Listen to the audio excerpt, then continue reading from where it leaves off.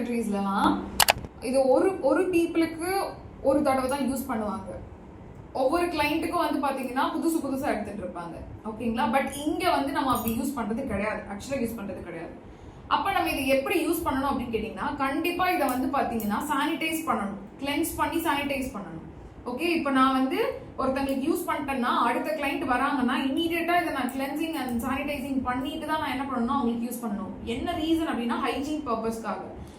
Hygiene அப்படிங்கிறத விட இன்னொன்று என்ன அப்படின்னா, கியூட்டிக்கல் கட்டர்ல நம்ம கட் பண்ணும்போது சம்டைம்ஸ் பிகினர்ஸ் மிஸ்டேக் பண்ணுவாங்க. இந்த பிகினர்ஸ் ஸோ என்ன ஆகும் அப்படின்னா கட் ஆகி பிளட் வர்றதுக்கு சான்சஸ் இருக்கு இந்த ஏரியால, இந்த டெட் ஸ்கின் கியூட்டிக்கல் ஏரியால.